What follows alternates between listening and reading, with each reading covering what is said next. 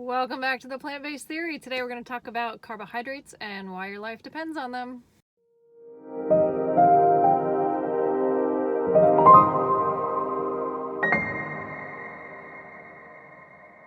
Alright, I'd like to address carbohydrates because it's probably the biggest topic I see out there. People trying to cut carbs and steer away from carbs and go low carb, and I don't want to say this in the wrong way, but people really don't know what they're talking about. And I mean that in the sense of the education isn't out there.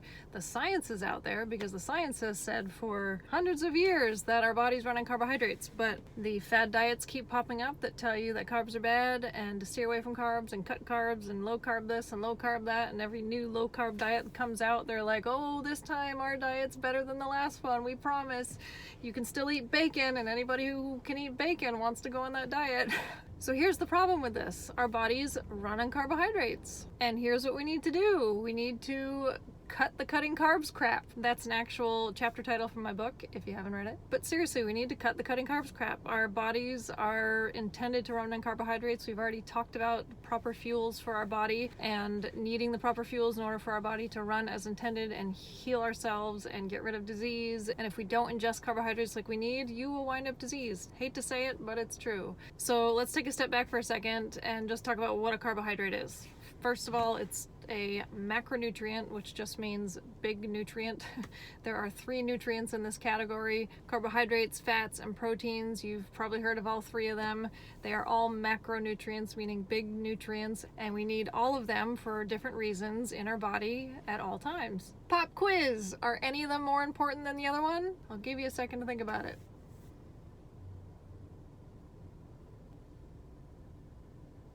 No, they all have a specific reason to be in our body. I'm not going to get into all the details yet. I'm going to do a more specific video on that in the future. But you just need to know that we need carbohydrates, fats, and proteins. They are all equally important. However, just because they're equally important in terms of our bodies running as intended, it doesn't mean that we need them all in the same amount. In fact, we need one of them more than we need the other ones. Can you guess what it is? Another pop quiz.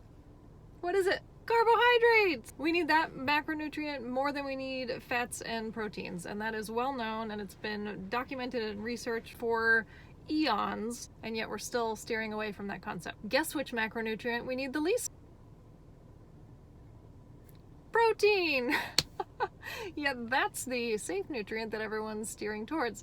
And again, I'm going to do another video just on protein in the future, so I'm going to let that lay for a second. But just know that we need carbohydrates, fats, and protein. We need all of them. We need more in terms of percentage of carbohydrates than anything, and we need less of protein in terms of percentage than we do of fats and carbohydrates. So back to carbohydrates, we know it's a macronutrient. Carbohydrate is carbon, hydrogen, and oxygen. Doesn't sound so scary when you break it down, does it? Those are the 3 most abundant elements in our bodies. We are mostly made up of carbon, hydrogen, and oxygen. Hydrogen and oxygen make water, by the way. So if you say, oh, I'm gonna go ingest some carbon, hydrogen, and oxygen, it doesn't sound bad. But if you say, I'm gonna go eat some carbs, everyone runs screaming for the hills. Doesn't make sense. Furthermore, when we talk about how our bodies need carbs in a different way than they need fats and proteins, our brain runs on carbohydrates. Okay, I know you're all smart folks out there. If we don't give our brain the fuel it needs, what do you think happens? It doesn't end well, I'll tell you that. You are literally starving your brain if you are avoiding carbohydrates. Now, we need to take a step further because most people use the term carbohydrate very incorrectly. So let's talk about what carbohydrates actually are. Again, carbohydrates are a macronutrient, okay? It just means it's a big nutrient. Here's the next concept. There's no food on this planet that is just carbohydrates, okay? Most foods are made up of an array of nutrients, not just macronutrients, but micronutrients as well, which are small nutrients like vitamins and minerals and phytonutrients, antioxidants, and all of the tiny little nutrients we've discussed in previous videos that help promote health. So if you can understand that concept, understand that most foods are a combination of all nutrients. A lot of foods have protein, fat, and carbs in them, and a bunch of other micronutrients. You'll understand why it's ridiculous to call a food a carbohydrate. So usually when we call certain foods carbohydrates, it's because they're carbohydrate rich, meaning they have a lot of carbohydrates in them when compared to the other nutrients in them. Now, skipping back to a previous video, we talk about how crucial it is that you get these smaller nutrients like vitamins and minerals and phytonutrients and carotenoids and antioxidants to fight disease, improve your immune system, and feel kick-ass, right? So guess where all of those nutrients are found? In carbohydrate-rich foods. So again, if you are avoiding carbohydrate-rich foods, you're also avoiding these health-promoting nutrients. Now, we have to break up this carbohydrate-rich food category into two different categories: processed carbohydrate-rich foods and whole food carbohydrate-rich foods. Pop quiz again. I'm going to let you decide which one do you think you need to steer towards: the whole plant foods that are carbohydrate-rich, or the junk foods, the processed foods that are full of tons of other crap.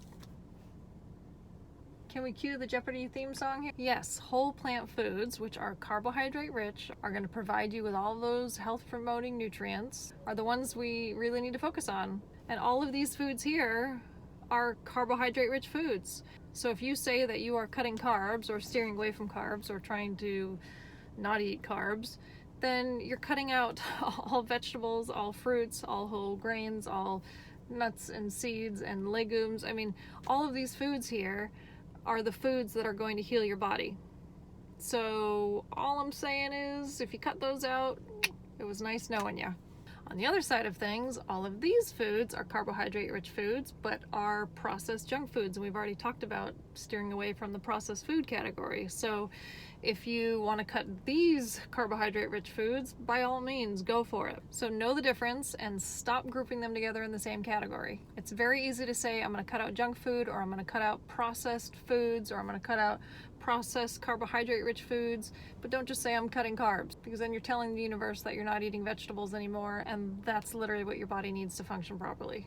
And when you say that you're avoiding carbs, it's like saying, I'm avoiding health. Stop doing it. You're making me crazy. Okay, so to sum things up, 1, you're making me crazy.